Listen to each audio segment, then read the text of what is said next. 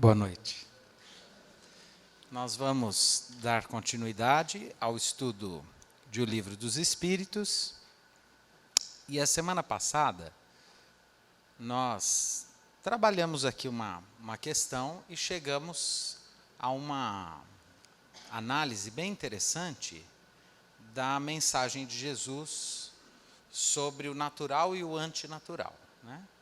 Então a questão era, é natural o direito de possuir? E os espíritos aqui dizem que sim, que o desejo de possuir é natural. Mas todo desejo é natural, não só o de possuir. Por exemplo, o desejo de vingar-se, ele é natural também. O desejo de reagir diante de uma injustiça com agressividade, né, de forma impulsiva, etc., também é natural. Então, assim, o que nos torna humanos não é satisfazer a natureza, é o contrário disso. Nós somos humanos na medida mesma em que nós temos menos determinantes naturais, né, do nosso existir. Então, todas as vezes que a natureza determina comportamentos em mim, eu estou mais próximo do bicho. Todas as vezes em que algo que está para além da natureza determina ou influencia comportamentos meus, eu estou mais próximo da divindade, né? da quinta essência, da espiritualidade. Então, eu tenho desejo de possuir o que o outro tem, por exemplo, mas isso não me dá o direito de ir lá e pegar o que ele tem, né? Então, eu preciso vencer a minha natureza. Tem gente que fala assim, liberdade, né? Vamos imaginar, liberdade. O que é livre? Uma gaivota, né? Símbolo da liberdade. Curiosamente, uma gaivota não é livre. Por quê? Porque ela não tem escolha, a não ser gaivota e fazer o que gaivotas fazem. Uma gaivota não pode negar-se a voar. Ela não pode dizer assim, não quero ser gaivota, eu quero ser dentista. A gaivota não pode. Né? Por quê? Porque ela está aprisionada à condição dela, ontológica, quer dizer, de ser dela. O ser da gaivota é voar. Né? E voar em altíssimas regiões. Né? Então, ela está condenada a fazer aquilo. Nós não estamos condenados àquilo que a natureza nos impele. Nós somos seres livres para escolher o que queremos ser. E essa condição de liberdade que nos torna cada vez mais humanos. Há um pensador da existência que vai dizer, tudo que há, coisas, plantas, bichos e etc., são seres em si. O ser humano é o único ser para si, porque ele escolhe ser o que ele quer ser. Então, o desejo de possuir é natural? É. E aí a gente vai ficar, né, nessa neurose, nessa cultura fetichista de querer acumular coisas. Não necessariamente. Nós não precisamos, né, estar aprisionados a isso. E aí nós temos aqui uma outra questão, que é o desenvolvimento dessa 883. Né? O desejo de possuir é natural? Sim, mas quando o homem só deseja para si, para a sua satisfação, é egoísmo. Egoísmo, ego, né? Só para si, só pensa em si, é o egoísta. A 883, letra A, portanto, desenvolve a anterior, é a seguinte. Não será legítimo o desejo de possuir, pois o que tem com o que viver não se torna carga para ninguém? E aí é muito interessante isso. Eu gosto dessa questão. Porque se a gente conseguir entender além desse não ser carga para ninguém, etc., a gente vai provavelmente adentrar uma compreensão do que seja ser um adulto. O que é o ser humano adulto? É aquele que vive sem depender de ninguém, sem ser um peso para ninguém. E é muito bom a gente entender isso, porque às vezes a gente não é só um peso financeiro, às vezes a gente também é um peso emocional para quem está do lado da gente. É muito comum a gente ouvir pessoas, eu não dou conta de viver só. Sinto muito, azar o seu, porque infelizmente, ou felizmente, não sei, é da nossa condição a possibilidade de estar só em algum momento. É por isso que eu me casei, só que a pessoa não entende que pode ficar viúva.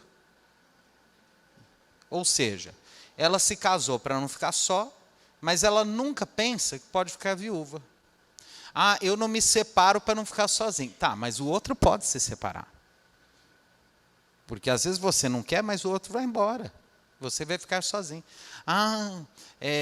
Você não vai ter filhos? Você não pensa na sua velhice?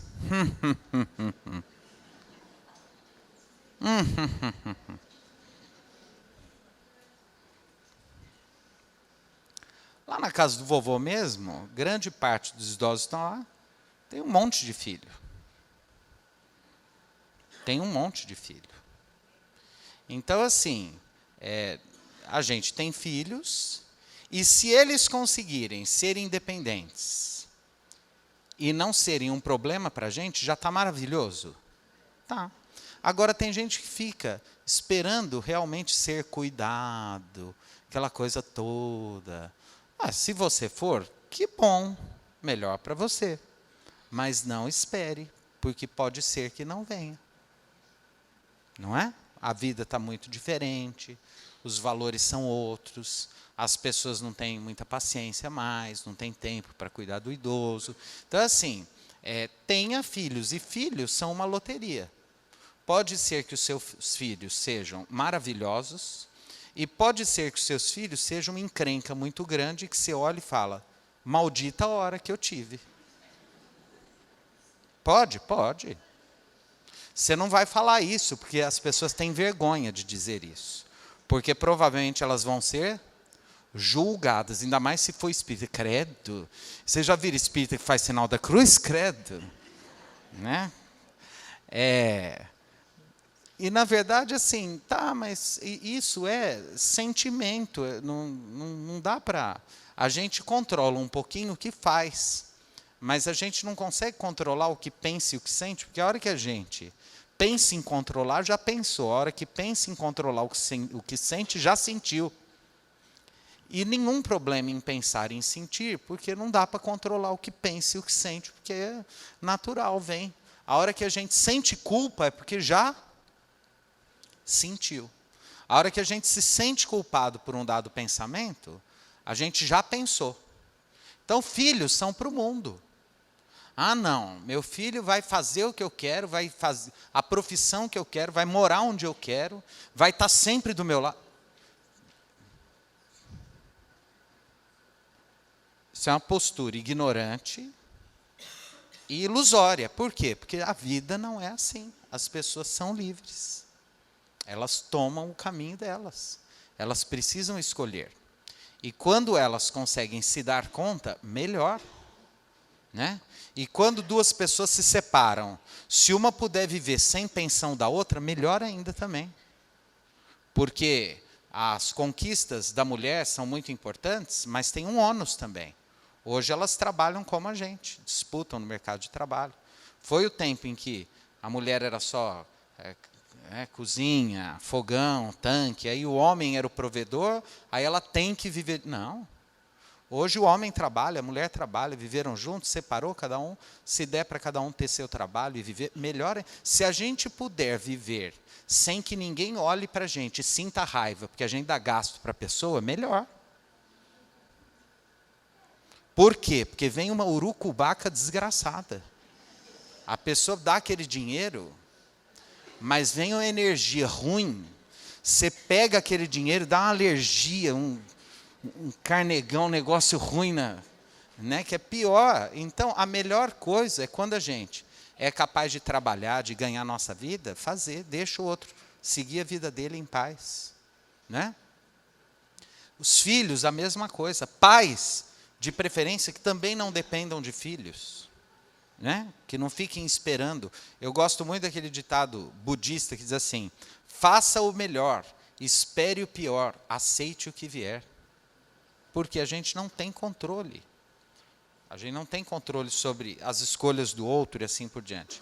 Então, assim, é justo, então, que a gente acumule um certo dinheirinho, um patrimônio, para garantir nossa subsistência, para que a gente não dê gasto para ninguém? Lógico que é. Os Espíritos estão dizendo aqui, ó. Mas é engraçado, porque a gente não precisava que os Espíritos dissessem isso para a gente. Às vezes eu vou lendo o livro dos Espíritos e eu falo, gente, mas isso aqui é óbvio. Uma pessoa de bom senso, inteligente, não precisa o sujeito descer das alturas celestes para vir falar para a gente o básico, o óbvio, né? Então a resposta é assim, ó: há homens insaciáveis que acumulam sem proveito para ninguém ou apenas para satisfazer as suas paixões. Acreditas que isso seja aprovado por Deus? Aquele que ajunta pelo seu trabalho com a intenção de auxiliar o seu semelhante pratica a lei de amor e caridade e seu trabalho é abençoado por Deus. Inclusive, às vezes a gente trabalha uma vida inteira até para auxiliar aquelas pessoas mais próximas. Né? Ajuda um filho, um neto, um parente, um irmão, né? Que passa por uma necessidade, por uma situação difícil. É justo? Sim. Quando a gente tem muito dinheiro, se a gente puder estender isso e criar mecanismos de fomento, de auxílio, de ajuda a pessoas sem laços consanguíneos que a gente, melhor ainda, porque a nossa família vai se ampliando. Então, a gente vai ajudando as pessoas à nossa volta. Isso não é um problema. Normal? Normal. Mas até isso a gente precisa. Uma coisa é a gente ter uma reserva para ajudar o próximo, especialmente aquele mais próximo, num momento de necessidade. A outra coisa é para manter o outro numa condição de dependência, luxo e status. Então, tem muita gente, eu já acompanhei já muitos casos, né? Já conheci muitas histórias, já ouvi muitas coisas. Às vezes a gente acostuma a família, os filhos, num padrão de vida, e depois eles não conseguem ter mais, e é um problema. Porque é muito comum, às vezes, o pai ser talentoso, trabalhador, acumular, e o filho não ter o menor talento, e não conseguir ter o mesmo desempenho, não conseguir acumular a mesma riqueza que o pai acumulou e etc. E aí o pai, inclusive com vergonha social, porque a gente é muito ainda infantil, a gente gosta de aparecer, a gente gosta que as pessoas achem que a gente é rico, que a gente está muito bem, e aí quer manter o filho com o carrão, quer manter o filho ou neto numa casa onde as pessoas de status vivem, e aí é um inferno. E digo mais, a quantidade de inferno que eu já vi, que se forma com a morte de alguém que deixa patrimônio, vocês não têm ideia. É curioso. Eu já vi morte de patriarcas pobres, emocionante, né? Das pessoas falando, olha, esse sujeito aqui criou tantos filhos, tal, naquela dificuldade, naquela luta, não deixou casa para ninguém, não deixou terreno, não deixou dinheiro, todo mundo chorando, aquela coisa, né? Aquela figura que vai fazer falta. E já vi velórios que o quebra-pau começa do lado do caixão. Porque um já não conversa com o outro, porque o pai deu um terreno para um e um apartamento. Gente, é um inferno. É um inferno. Por quê? Porque houve tanta preocupação em construir patrimônio, aquela coisa toda. Desencarna. Chega lá, aquele espírito perturbado, porque ama a família está um inferno, que às vezes ele mesmo não soube administrar essas relações, porque deu muita importância também ao dinheiro, ao patrimônio, etc. E o outro lado, que é o afeto e etc., não cultivou os laços de família, os sentimentos bons e etc. e tal, e fica aquela coisa, inclusive com o espírito muito perturbado lá no mundo espiritual, com aquela gente brigando aqui embaixo. Então, tudo é ilusão, gente. Tudo que a gente tem para além do necessário, do razoável, do sensato, começa a nos dar trabalho. É aquela metáfora que a gente usou aqui no domingo. A vida é uma viagem. Se eu aprendo a viajar com uma malinha prática, pequena, eu vou para todo lugar livre, sem medo. Se eu carrego arcas cheias de ouro, não só vai dar trabalho para carregar, porque é pesado, como eu vou viver com medo, porque a qualquer momento alguém pode tirar isso de mim. Né? Então, quanto mais na existência a gente puder ter uma vida prática, leve, boa, agradável, prazerosa, sensata, né? Isso não quer dizer gozar dos prazeres que a vida pode oferecer, gozar dos momentos felizes, daquilo que o dinheiro ganho com um trabalho digno, honesto, pode nos trazer. Mas quando eu começo a entrar, né, na compulsão, na neurose, na loucura, na ilusão da posse, né, isso realmente é um processo obsessivo que nos compromete muito, inclusive compromete o nosso bem-estar aqui na Terra mesmo. Né, porque a gente vai acumulando e não consegue se desprender daquilo que a gente acumulou. Então, o espírito sensato é aquele que vive no mundo sem ser do mundo, que vive as coisas do mundo sem se tornar aprisionado pelas coisas do mundo. Está lá no Evangelho, dai a César o que é de César. Então, aquele que trabalhou, que fez justo, ok. E mais que isso nem sempre tem a ver, e eu já falei isso aqui várias vezes, com o tamanho da fortuna, do patrimônio que o sujeito amealhou, mas principalmente com o modo de lidar com isso. Porque tem gente que é muito rico, mas é realmente de um desprendimento, de uma leveza, de uma simplicidade, inclusive na vida diária, muito interessante. E que, inclusive, faz muita coisa boa para muita gente. Né? Agora, tem gente que, né, tem lá um pouquinho, mas é de tal forma escravizado aquele pouquinho, que fica aquele espírito ali, às vezes séculos, aprisionado a um anel. Parece aquelas coisas de filme de terror, o anel do mal. Sabe assim? A cadeira sombria, o cara que era pegado à cadeira, né? A casa, não sei das casas. Porque o sujeito fica ali, né?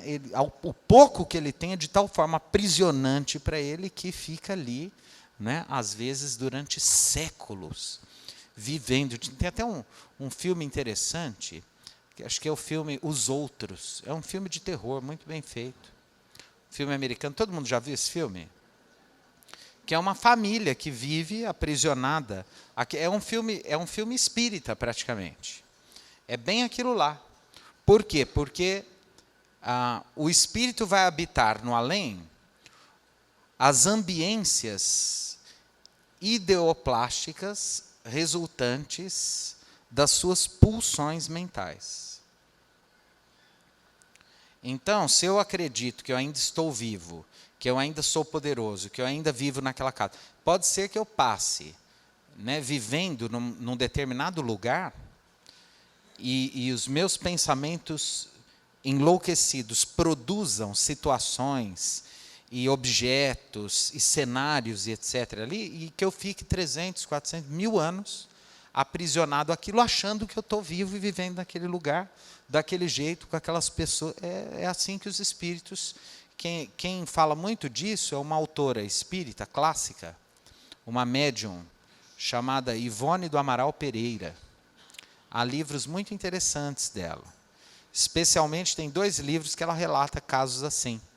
Um deles é Devassando o Invisível, o outro é Recordações da Mediunidade, em que ela fala das experiências de contato com espíritos em determinados lugares que estavam ali há séculos vivendo aquilo, acreditando ser aquilo e etc. e tal.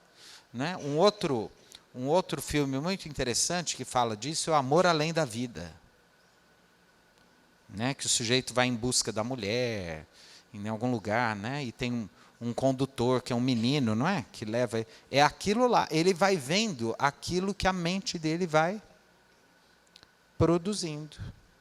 Né? O que são as colônias espirituais? São núcleos em que espíritos de vibrações semelhantes produzem criações espirituais a partir da sua mente. Como aqui na Terra também. O que forma uma cidade? Pessoas com interesses comuns que vão num determinado lugar e começam a construir. Constroem lá a igreja, as casas, o hospital, a biblioteca. É o resultado das ideações, usando depois a matéria que nós temos aqui, o tijolo, a argamassa, o cimento, nós vamos produzindo coisas. Lá no mundo espiritual são outros materiais, mas produtos também da nossa mente, etc. Platão já dizia, o mundo material é uma cópia imperfeita do mundo espiritual, do mundo das ideias. Né?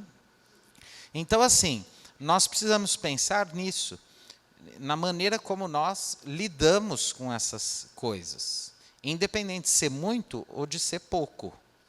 Inclusive na maneira como nós lidamos com as relações que temos com os outros. Né? Então, ninguém é dono de ninguém. As pessoas ficam conosco até o momento em que elas querem ficar conosco. No fundo, no fundo, no fundo, todos nós somos espíritos solitários, que caminhamos solitariamente para a nossa evolução espiritual. Hoje, esse que você fala, é meu marido, pode ser que na encarnação passada foi sua sogra e você odiava. E agora você fica essa lenga-lenga, ai, meu marido. E era a sogra que você não queria ver, e agora é seu marido. Na outra, pode ser sua filha. Então, não tem esse negócio de meu marido, minha filha, meu pai, meu irmão, porque nós somos espíritos livres. Cada encarnação é de um jeito, etc. e tal. Né?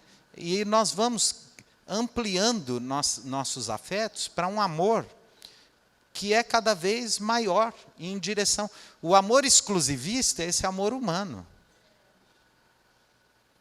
Né? A gente imagina Jesus falando para uma mulher assim, gata, você é o amor da minha vida, e pôr lá no Evangelho? Não que ele não pudesse. Às vezes até, né? A gente não sabe. Ou gato, sei lá. Porque tudo é possível. Porque espírito também não tem sexo. O que tem sexo, gênero, é corpo, homem e mulher. Mas espírito não é nem homem, nem mulher. É espírito. Então, afeto não tem gênero. Né?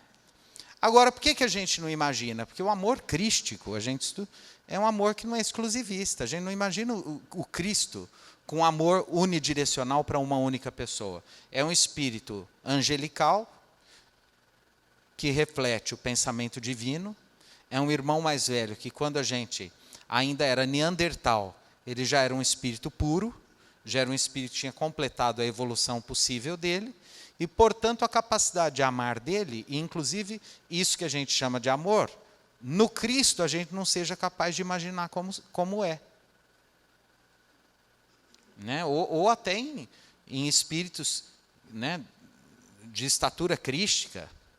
Né? Como será o amor, né, de um sábio como Buda, que deixou aí uma doutrina maravilhosa, né, especialmente cultuada no Oriente, e com mensagens magníficas de desapego, impermanência, sabedoria, desprendimento, amor ao próximo.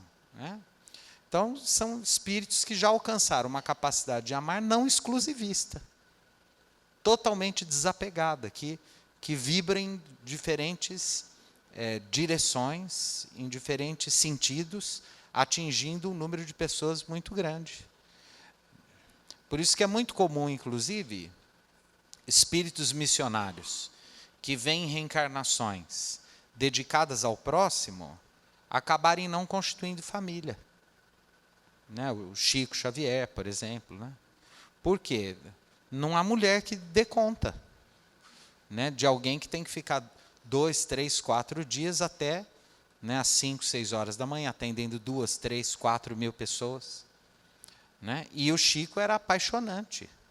As mulheres se apaixonavam por ele. Queriam largar tudo. Marido, família, queriam ficar lá do lado dele. E não foi uma nem duas, centenas. Porque quem que não queria ficar perto do Chico? Era uma coisa maravilhosa ficar perto dele. Então as pessoas ficam... Eu conheci um expositor que esteve algumas vezes aqui.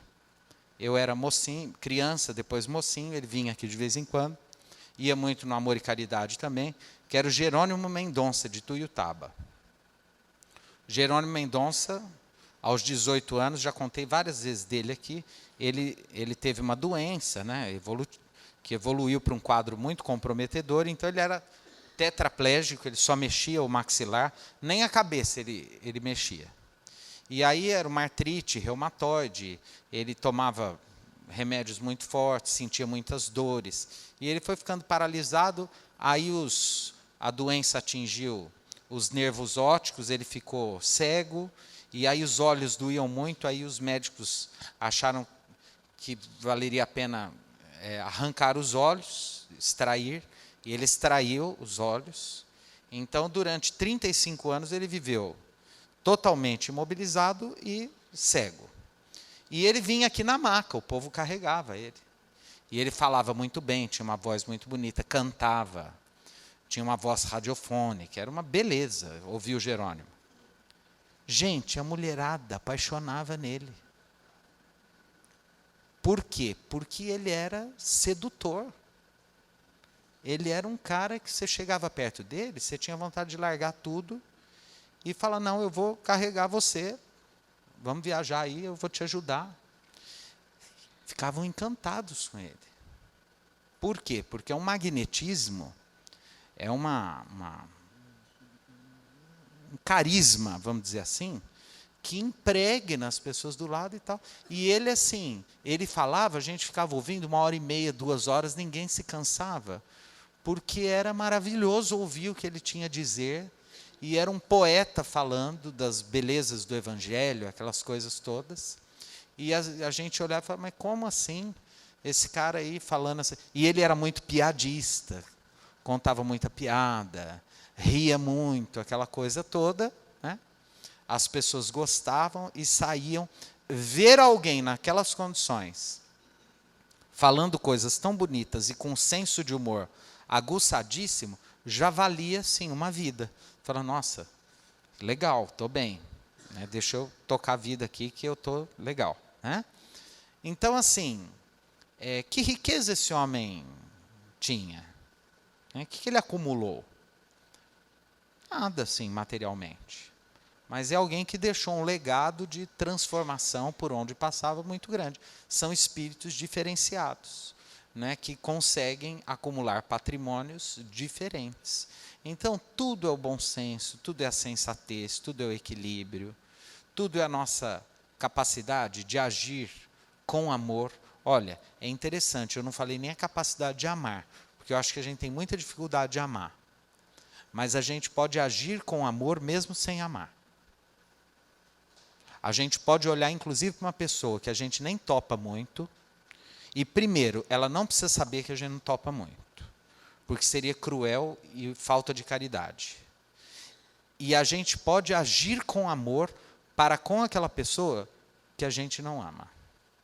Então, amar, sentir, eu acho que é algo que está muito distante da nossa capacidade. Mas agir com amor é algo que o tempo todo é uma possibilidade para a gente, nesse sentido de realizar coisas antinaturais. Né? De dizer não à nossa natureza. A nossa natureza é agredir, a nossa natureza é se vingar, a nossa natureza é reagir da mesma forma, a nossa natureza é fazer coisa boa só para quem a gente gosta. Agora, o desafio é ter atitudes antinaturais.